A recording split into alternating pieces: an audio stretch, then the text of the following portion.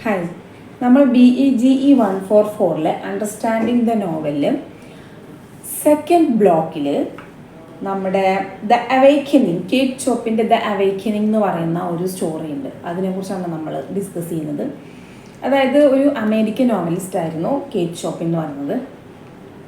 അവരുടെ ശരിക്കുള്ള പേര് എന്ന് പറയുന്നത്, ആദ്യം നമുക്ക് കേറ്റ് ചോപ്പിനെ കുറിച്ച് കുറച്ച് മനസ്സിലാക്കണം. അതായത് കേറ്റ് ഓഫ് ഫ്ലഹേർട്ടി എന്ന പേരിൽ സെൻറ്റ് ലൂയിസിൽ, അമേരിക്കയിലെ സെൻറ്റ് ലൂയിസിൽ 1850 അവർ ജനിച്ചത്. 5 പെൺകുട്ടികളിൽ ഒരാളായിട്ടാണ് കേറ്റ് ജനിച്ചത്. കേറ്റ് ജനിച്ച് 5 വർഷം, അതായത് 5 വയസ്സായപ്പോഴേക്കും അവരുടെ ഫാദർ മരിച്ചു. അപ്പോൾ ഫാദർ മരിച്ചതോടുകൂടി വീട്ടിൽ സ്വാഭാവികമായിട്ടും കേറ്റിൻ്റെ അമ്മ വിഡോ ആയി. അതേപോലെ കേറ്റിൻ്റെ ഗ്രാൻഡ് മദറും വിഡോ ആയിരുന്നു കേട്ടോ. അപ്പോൾ വീട്ടിൽ വന്നിട്ടുണ്ടെങ്കിൽ ഇവർ 5 പെൺകുട്ടികൾ, പിന്നെ അമ്മമ്മ, അങ്ങനെ വെറും സ്ത്രീകളുള്ളൊരു ഫാമിലിയിലാണ് പിന്നീട് അവർ ജീവിക്കുന്നത്. പിന്നെ അവരുടെ ഒരു കത്തോലിക് ഓറിയൻറ്റഡ് ആയിട്ടുള്ള ഒരു സാക്രഡ് സ്കൂളിലാണ് അവരിപ്പോൾ അവരുടെ വിദ്യാഭ്യാസം ചെയ്തിട്ടുണ്ടായിരുന്നത്. അവിടെയും ഇവർ സ്ത്രീകൾ മാത്രമുള്ള ഒരു ഇതിലാണ് ജീവിച്ചിട്ടുണ്ടായിരുന്നത്. അതുകൊണ്ട് തന്നെ ഒരു പെട്രിയാർക്കൽ ഫാമിലി സ്റ്റൈൽ എങ്ങനെയാണെന്നോ, ഒരു മെയിൽ ഡോമിനേറ്റഡ് ആയിട്ടുള്ള ഒരു ലൈഫ് സ്റ്റൈൽ എങ്ങനെയാണെന്നോ അവർക്ക് അറിയേണ്ടായിരുന്നില്ല. കാരണം അവർ ഒരു സ്ത്രീകളാണെങ്കിൽ കംപ്ലീറ്റ്ലി ഇൻഡിപെൻഡൻ്റ് ആയ രീതിയിലും വളരെ അധികം ഫ്രീഡത്തോടു കൂടിയാണ് അവർ ജീവിച്ചിട്ടുണ്ടായിരുന്നത്. പിന്നെ 1850 അവർ ജീവിച്ചെന്ന് പറഞ്ഞത്. 1899 അവർ ഈ ദ അവേക്കനിങ് എന്ന് പറയുന്ന ഈ പ്രസിദ്ധമായ കഥ അവർ എഴുതുന്നത്. പിന്നെ ഇതിലുള്ള ഒരു പ്രധാനപ്പെട്ട പ്രോട്ടോഗണിസ്റ്റ് എന്ന് പറയുന്നത് എഡ്നയാണ്. എഡ്ന ലിയോൺ സ്പോണ്ടലിയർ എന്ന് പറയുന്ന, അതായത് എഡ്ന സ്ത്രീയാണ്, അവരാണ് പ്രോട്ടോഗണിസ്റ്റ്. അവരുടെ ഹസ്ബൻഡാണ് ലിയോൺ സ്പോണ്ടലിയർ. പിന്നെ ഈ Leonce Pontellier belongs to Creole family. അതിനൊരു ക്രിയോൾ ഹെറിറ്റേജിലുള്ള ഒരു ആളാണ്. ക്രിയോൾ എന്ന് പറയുന്നത് അമേരിക്കയിൽ ഒരു യൂറോപ്യൻ ഡിസെൻറ്റുള്ള ഒരു ഫാമിലി, ആ ഒരു വംശത്തിൽപ്പെട്ട ആൾക്കാരെയാണ് നമ്മൾ ഈ ക്രിയോൾ എന്ന് പറയുന്നത്. അവർ ഓവറായിട്ട് ഒരു റിലീജിയസ്ലി ഉള്ള മനുഷ്യന്മാരല്ലാതെ കുറച്ചും കൂടി ഇൻഡിപെൻഡൻ്റ് ആയിട്ട് ഫ്രീ ആയിട്ടൊക്കെ ജീവിക്കുന്ന ഒരു കമ്മ്യൂണിറ്റിയാണ് ക്രിയോൾ ഹെറിറ്റേജുള്ള മനുഷ്യന്മാർ. അപ്പോൾ അങ്ങനെ ഒരു ഫാമിലിയിലേക്കാണ് നമ്മുടെ പ്രൊട്ടോഗണിസ്റ്റായ ഏട്ടിനെ കല്യാണം കഴിച്ച് ചെല്ലുന്നത്. അങ്ങനെ കേറ്റ് എഴുതാനുള്ള കാരണം എന്ന് പറയുന്നത്, കേറ്റ് കല്യാണം കഴിച്ചിരിക്കുന്ന ചോപ്പിനും, അതായത് ഓസ്കാർ ചോപ്പിൻ എന്ന് പറയുന്ന ആളും, അങ്ങനെ ഒരു 1870 അവർ കല്യാണം കഴിച്ചത് ഓസ്കാർ ചോപ്പിനെ. അപ്പോൾ ഇവർ, അതായത് 20ാമത്തെ വയസ്സിൽ, അപ്പോൾ അങ്ങനെ ഒരു ഡിസെൻറ്റിലുള്ള ആളായിരുന്നു ചോപ്പിൻ എന്ന് പറയുന്നത്. അപ്പോൾ അതുകൊണ്ട് തന്നെ അതും അമേരിക്കയിലെ ലൂസിയാന സ്റ്റേറ്റിലാണ് ചോപ്പിനുള്ളത്.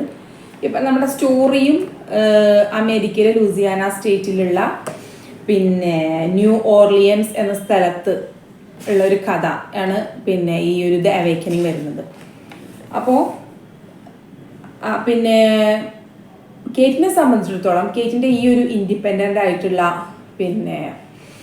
നിലപാടുകളും കാര്യങ്ങളും, അതേപോലെ സോഷ്യൽ ഇഷ്യൂ ഉണ്ടെങ്കിൽ ഒക്കെ വളരെ അപ്ഡേറ്റഡ് ആയിട്ടാണ് അവർ നിലനിന്നിട്ടുണ്ടായിരുന്നത്. അവർ അവർക്ക് 6 കുട്ടികളുണ്ടായിരുന്നെങ്കിലും വെറും ഒരു വീട്ടിൽ ഒതുങ്ങി കൂടാതെ അവർക്ക് താല്പര്യമുണ്ടാകുമ്പോൾ പുറത്തു പോവുകയും വലി കുടിയൊക്കെ ഉണ്ടായിരുന്നു. അതിനൊക്കെ ഒരു ഇൻഡിപെൻഡൻ്റ് രീതിയിൽ ആണ് നമ്മൾ ഇതിൽ പോർട്രേ ചെയ്യുന്നത്. കാരണം ഒരു വെസ്റ്റേൺ കൾച്ചർ എന്ന രീതിയിൽ അന്നത്തെ ഒരു ഇൻഡിപെൻഡൻസിൻ്റെ അടയാളമായിട്ട് സ്ത്രീകൾ ഒറ്റക്ക് പുറത്തിറങ്ങി നടക്കുന്നതും പുകവലിക്കുന്നതിനൊക്കെയാണ് ഇതിൽ ചിത്രീകരിച്ചിട്ടുള്ളത് കേട്ടോ. അപ്പോൾ അതെല്ലാം കേറ്റ് ചെയ്തിട്ടുണ്ടായിരുന്നു എന്നാണ് പറയുന്നത്.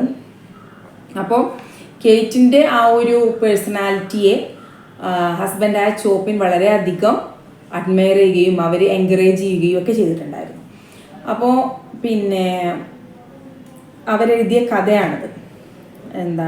ഈ പറയുന്ന പോലെ 1899 ദ അവേക്കനിങ് എന്ന് പറയുന്ന സ്റ്റോറി, കേറ്റ് ചോപ്പിൻ്റെ. അപ്പോൾ ഇനി നമുക്ക് സ്റ്റോറിയിലോട്ട് കിടക്കാം. സ്റ്റോറിയിൽ വരുന്നതെന്ന് വെച്ചിട്ടുണ്ടെങ്കിൽ, ആദ്യം ക്യാരക്ടേഴ്സ് പറയുകയാണെന്നുണ്ടെങ്കിൽ, സ്ഥലം ഞാൻ പറഞ്ഞില്ലേ, അമേരിക്കയിലെ ലൂസിയാന സ്റ്റേറ്റിലെ ന്യൂ ഓർലിയൻസ് എന്ന് പറഞ്ഞ സ്ഥലമാണുള്ളത്. അപ്പോൾ അതിൽ ലിയോൺ സ്പോണ്ടലിയർ എന്ന് പറയുന്ന ക്രിയോൾ ഹെറിറ്റേജിൽപ്പെട്ട പോണ്ടലിയർ ഫാമിലിയിലുള്ള ഒരാളാണ് എഡ്നയെ കല്യാണം കഴിക്കുന്നത്. എഡ്നയാണ് പ്രൊട്ടോഗണിസ്റ്റ്. അവർ ഈ ലിയോൺസ് വളരെ നല്ലൊരു മനുഷ്യൻ തന്നെയായിരുന്നു. പിന്നെ ഒരു സമ്മർ കോട്ടേജിൽ ഒരു മുറ്റത്ത് ഇരുന്നങ്ങാണ്ട് ഇങ്ങനെ പേപ്പർ വായിച്ചുകൊണ്ടിരിക്കുകയാണ്. അതായത് അവരപ്പോൾ ഇരിക്കുന്നത് എന്ന് വെച്ച് കഴിഞ്ഞാൽ ഒരു ഗൾഫ് മെക്സിക്കോയിൽ ഒരു ഗ്രാൻഡ് ഐല എന്ന് പറഞ്ഞ സ്ഥലത്ത് ഇവർ സമ്മർ ആഘോഷിക്കാൻ വേണ്ടിയിട്ട്, വെക്കേഷൻ ആഘോഷിക്കാൻ വേണ്ടിയിട്ട് വന്നിരിക്കുകയാണ്. അപ്പോൾ ഇവർ എല്ലാ സമയത്തും ഇതേപോലെ ഈ സമ്മർ വെക്കേഷനിൽ ഇങ്ങനെ ഫാമിലിയുടെ കൂടെ ഇവിടെ വന്ന് നിൽക്കാറുണ്ട്. അയാളൊരു വളരെ ലവിങ് ആയിട്ടുള്ള ഒരു ബിസിനസ് മാൻ ആണ്. Is from Creole family, Creole heritage. ഞാൻ നേരത്തെ പറഞ്ഞതാണ് ക്രിയോൾ ഹെറിറ്റേജ്. അപ്പോൾ അങ്ങനെയുള്ളൊരു മനുഷ്യനാണ്. പക്ഷേ അദ്ദേഹം ബിസിനസ് ആവശ്യത്തിന് വേണ്ടിയിട്ട് എപ്പോഴും ഫാമിലിയെ വിട്ട്, എന്നെയും മക്കളെയും വിട്ട് പുറത്ത് പോകാറുണ്ട്. അത് അവരുടെ ഫാമിലി ലൈഫിനെ വളരെ മോശമായ രീതിയിൽ ഒരു ഇമോഷണൽ ഡിറ്റാച്ച്മെൻറ്റ് ഉണ്ടാകുന്ന രീതിയിൽ ബാധിക്കുന്നുണ്ട് കേട്ടോ. പിന്നീട് ആ ഒരു പിന്നെ സമ്മർ ക്വാർട്ടേഴ്സ് ആടെന്ന് വെച്ചിട്ടുണ്ടെങ്കിൽ ഒരു മിസ് ലെബ്രിയോൺ എന്ന് പറഞ്ഞ ഒരു സ്ത്രീയുടേതാണ്. അവർ മാഡം ലെബ്രിയോ എന്ന് പറഞ്ഞ സ്ത്രീയുടേതാണ്. അവർക്ക് 2 മക്കളാണുള്ളത്. ഒന്ന് റോബർട്ടും രണ്ടാമത്തത് വിക്ടറും. അപ്പോൾ പിന്നെ ഇവിടെ ഈ ഒരു ക്വാർട്ടേഴ്സിൽ വെച്ചങ്ങാണ്ട് റെറ്റിനോൾ എന്ന് പറഞ്ഞൊരു സ്ത്രീയുമായിട്ട് നമ്മുടെ ഏട്ടനൊക്കെ കണക്ഷൻ ഉണ്ടാവുകയും, ഈ റെറ്റിനോൾ വളരെ ഒരു നല്ലൊരു സ്ത്രീയും ഒരുപാട് ഫിലോസഫി, അതേപോലെ അവരുടെ ആറ്റിറ്റ്യൂഡൊക്കെ വളരെ നല്ലതായിരുന്നു. ലൈഫിനെ കുറിച്ച് വളരെ വ്യത്യസ്തമായ ബോൾഡായിട്ടുള്ള കാഴ്ചപ്പാടുള്ള സ്ത്രീയായിരുന്നു. അപ്പോൾ റെറ്റിനോളുമായിട്ടുള്ള ഒരു നിരന്തരമായ ഒരു ഫ്രണ്ട്ഷിപ്പ് അവരിൽ എഡ്നയിൽ ഒരു അവേക്കനിങ് ഉണ്ടാക്കി എന്നാണ് പറയുന്നത്. അപ്പോൾ ഒരു തന്നെ നഷ്ടപ്പെട്ടു പോയ ആ ഒരു പഴയ വിവാഹത്തിന് മുമ്പ് നഷ്ടപ്പെട്ടു പോയ ആഗ്രഹങ്ങളും സ്വപ്നങ്ങളൊക്കെ തിരിച്ചു വരികയും അവർ സ്വിമ്മിങ് പഠിക്കുകയും ഒരു സെൽഫ് എക്സ്പ്ലോർ ചെയ്യുന്ന രീതിയിൽ ഒരു അവയർനെസ് അവർക്ക് ഉണ്ടാവുകയും, ഒരുപാട് കാര്യങ്ങളിൽ ഒരു ഇൻഡിപെൻഡൻ്റ് ആവണം, ഇങ്ങനെ ഒരു സ്ത്രീ എന്ന നിലയിലൊന്ന്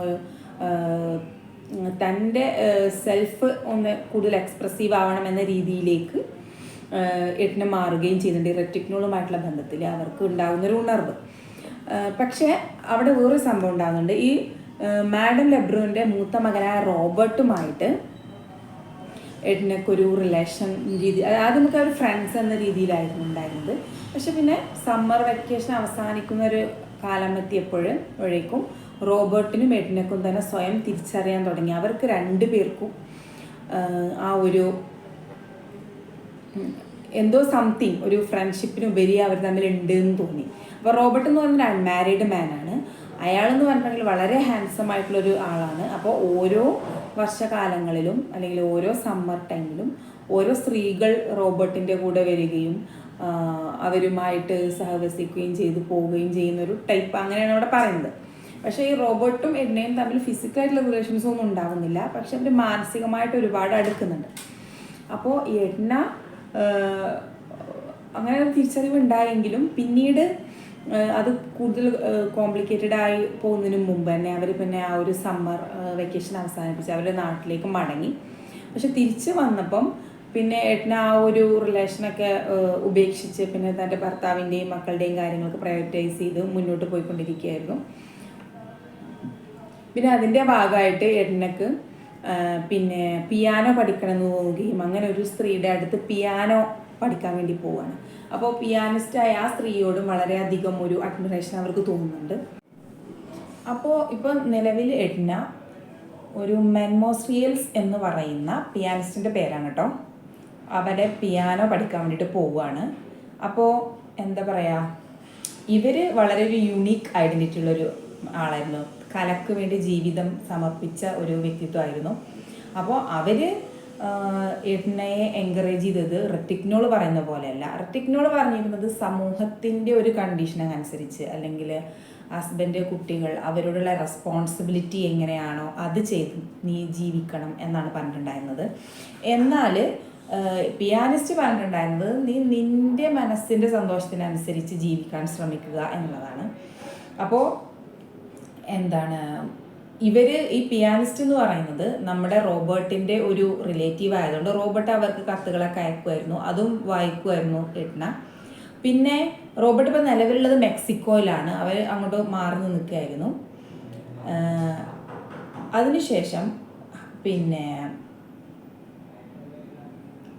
റോബർട്ട് പല പ്രാവശ്യം എഡ്നയോട് പറയുന്നുണ്ട്, എനിക്ക് നിന്നെ ഒരു വ്യക്തി എന്നുള്ള രീതിയിൽ സ്വീകരിക്കാനൊക്കെ ആഗ്രഹം ഉണ്ടെങ്കിലും നമ്മുടെ സമൂഹം ഒരിക്കലും നമ്മളെ സമാധാനത്തോടു കൂടി ജീവിക്കാൻ അനുവദിക്കില്ല. അതുകൊണ്ട് കാരണം നീ ഒരു ഹസ്ബൻഡും കുട്ടികളൊക്കെ ഉള്ള ഒരാളായതുകൊണ്ട് നീ നമ്മൾ തമ്മിൽ ഒരിക്കലും ഒരുമിച്ച് ജീവിതം നടക്കൂല എന്ന് എപ്പോഴും പറഞ്ഞ് മനസ്സിലാക്കുമായിരുന്നു കേട്ടോ റോബർട്ട്. പിന്നെ ഈ സമയത്ത് ലിയോൺസ് വീണ്ടും ബിസിനസ് ആവശ്യത്തിന് വേണ്ടിയിട്ട് USA പോവുകയാണ്. അപ്പോൾ നമ്മുടെ എഡ്ന മക്കളെ 2 പേരെയും അമ്മയുടെ അടുത്താക്കുകയും ഒരു ബംഗ്ലാവിലേക്ക് മാറുകയും ചെയ്യുന്നു. അപ്പോൾ അവർ പിന്നെ ഒറ്റക്കാവുകയാണ് ചെയ്യുന്നത്. അപ്പോൾ എന്താ പറയുക, കുറേ അവരിങ്ങനെ ചിന്തിച്ചു കൂട്ടുകയാണ് ചെയ്യുന്നത് ഒറ്റക്കാവുമ്പോൾ. പിന്നെ ആ ഒരു സമയത്ത് ആ ഒരു ലോൺലിനെസ്സിൽ അവർ ഒരു വുമണൈസറുമായിട്ടൊരു ഫ്രണ്ട്ഷിപ്പ് ആവുന്നുണ്ട്. എന്നാൽ അയാളൊരു മോശം വ്യക്തിത്വമാണ് തിരിച്ചറിഞ്ഞപ്പോൾ ആ റിലേഷൻ അവരെ വിടുകയാണ് ചെയ്യുന്നത്. ഈ സമയത്ത് റെറ്റിഗ്നോള് പിന്നെ അവർ പ്രഗ്നൻ്റ് ആയിരുന്നു കേട്ടോ. അപ്പോൾ അവരുടെ ഡെലിവറി ടൈം ആയിരുന്നു. അപ്പോൾ ആ സമയത്ത് കുറച്ച് കോംപ്ലിക്കേഷൻസ് ഒക്കെ ഉണ്ടാകും. അങ്ങനെ എഡ്ന റെറ്റിഗ്നോളിൻ്റെ കൂടെ കുറച്ച് സമയം സ്പെൻഡ് ചെയ്യും. അപ്പോൾ റെറ്റിഗ്നോൾ വീണ്ടും ഇവരെ ഉപദേശിക്കും. അതായത് നീ ഹസ്ബൻഡിനെയും മക്കളെ ഉപേക്ഷിച്ചുകൊണ്ടുള്ള ഒരു തീരുമാനം എടുക്കാൻ പാടില്ല എന്ന് പറഞ്ഞിട്ട് ഉപദേശിക്കും.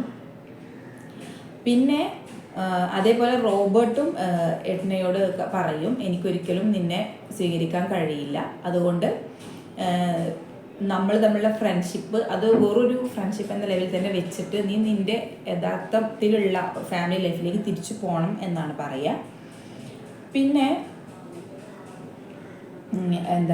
ഈ സമയത്ത് തൻ്റെ ഭാര്യയ്ക്ക് ഒരുപാട് മാനസികമായിട്ടുള്ള പ്രശ്നങ്ങളുണ്ടെന്ന് തിരിച്ചറിഞ്ഞ ലിയോൺസ് ഒരു സൈക്കോളജിസ്റ്റിനെ നമ്മുടെ എഡ്നയെ കൺസൾട്ട് ചെയ്യിപ്പിക്കുന്നുണ്ട്. അങ്ങനെ മാൻലിറ്റ് എന്നാണ് അയാളുടെ പേര്. അപ്പോൾ ആ ഡോക്ടർ പറയുന്നത് അവളുടെ ഒരു വഴിയിലൂടെ വിടുകയാണ് നല്ലതെന്ന് പറയുന്നുണ്ടെങ്കിൽ പോലും ഡോക്ടർ കണ്ടിന്യൂസ്ലി കൗൺസിലിങ്ങും കാര്യങ്ങളും കൊടുത്ത് പിന്നെ എഡ്നയുടെ മനസ്സ് മാറ്റുകയാണ് ചെയ്യുന്നത്. അപ്പോൾ സ്വാഭാവികമായിട്ടും എഡ്നയ്ക്ക് എന്ത് സംഭവിക്കും എന്ന് വെച്ചിട്ടുണ്ടെങ്കിൽ ഓഫ് കോഴ്സ് അവർ ആ ജീവിച്ചിരുന്ന ഒരു സ്വന്തം വ്യക്തിത്വത്തിലും സന്തോഷത്തിലും ആ ഒരു ഇതിൽ ജീവിക്കണം എന്ന പൂർണ്ണമായി അങ്ങനെയാണ് അവർ ആഗ്രഹിച്ച് മാറിയിരുന്നെങ്കിൽ അവർക്ക് ഓക്കെ ആയിട്ട് ജീവിക്കായിരുന്നു. പക്ഷെ അവർ വേറൊരാളിലേക്ക്, അതായത് റോബർട്ടിലേക്ക് മാറണം എന്ന് ആഗ്രഹിക്കുമ്പോൾ റോബർട്ടും അവരെ സ്വീകരിക്കുന്നില്ല. റോബർട്ടും പറയുന്നത് സൊസൈറ്റൽ നോംസിനനുസരിച്ച് ജീവിക്കാനാണ്. പിന്നെ നമ്മുടെ റെറ്റിഗ്നോളും അതാണ് ഉപദേശിക്കുന്നത്, ഡോക്ടർ അതാണ് ഉപദേശിക്കുന്നത്, സമൂഹം മൊത്തം അതാണ് ഉപദേശിക്കുന്നത്. അപ്പോൾ അതുകൊണ്ട് തന്നെ ഇവർക്ക് ഒരു ഗിൽറ്റി ഫീലിംഗ് വരും, ഒരു ഡിപ്രസീവ് സ്റ്റേജിലേക്ക് പോവുകയാണ് ചെയ്യുന്നത്. പിന്നെ റെറ്റിഗ്നോൾ ഇതിൻ്റെ ഇടയിൽ മരിക്കുകയും ചെയ്യുന്നുണ്ട്. പിന്നെ അപ്പോൾ തൻ്റെ ചിന്തകളും ആ ഒരു ഇമാജിനേഷൻസും ഒക്കെ വളരെയധികം തെറ്റായിരുന്നു എന്നുള്ള ഒരു ചിന്ത വന്നതിന് ശേഷം നമ്മൾ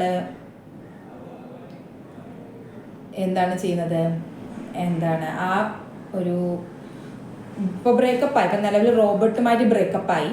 അങ്ങനെ ഇന്ന് ആ ഫാമിലി ലൈഫിലേക്ക് തിരിച്ചു പോകാനും അതിനുള്ള ഒരു ഗിൽറ്റി ഫീലിംഗ്, താൻ സംഭവിച്ചു പോയ ഒരു ഗിൽറ്റി ഫീലിംഗ് എല്ലാം കൂടി എഡ്ന ഒരു കംപ്ലീറ്റ് ഡിപ്രസീവ് മോഡിലേക്ക് പോവുകയും അവർ തിരിച്ച് ഗ്രാൻഡ് ഐലയിൽ പോയി ഗൾഫ് ഓഫ് മെക്സിക്കോ സീയിൽ ചാടി ആത്മഹത്യ ചെയ്യുകയാണ് കേട്ടോ ചെയ്യുന്നത്.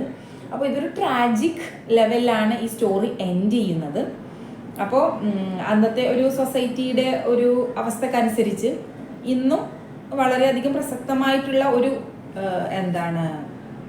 ഒരു കൺസെപ്റ്റാണ് ഈ ഒരു സ്റ്റോറിയിൽ വരുന്നത്.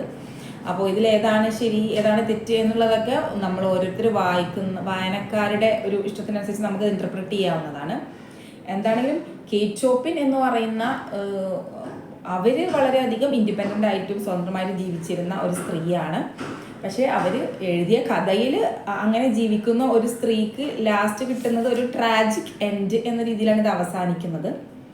എനിവേ ഇതാണ് ദ അവേക്കനിങ്. ആക്ച്വലി ആ ഒരു അവേക്കനിങ് എന്ന പേരിനെ ഒരു അതിൻ്റെ കോൺട്രാസ്റ്റ് രീതിയിലാണ് ഇത് അവസാനിക്കുന്നത്. കാരണം അവേക്കനിങ് എന്ന് പറയുമ്പോൾ നമ്മുടെ ലൈഫിൽ വരുന്നൊരു ഉണർച്ച എന്നാണ്. അപ്പോൾ ഒരു ഉണർച്ച അല്ലെങ്കിൽ ഒരു ഗ്രോത്ത് അത് വരുമ്പോൾ സംഭവിക്കുന്നത് ഒരു ഏറ്റവും വലിയ ട്രാജഡിയാണ് എന്ന രീതിയിലാണ് സ്റ്റോറി അവസാനിക്കുന്നത്. അപ്പോൾ എന്താണെങ്കിലും നിങ്ങളുടെ കമൻസ് അറിയിക്കുക. മറ്റുള്ള ഇനി സെക്കൻഡും തേർഡും ഒക്കെ അപ്ലോഡ് ചെയ്യുന്നതായിരിക്കും.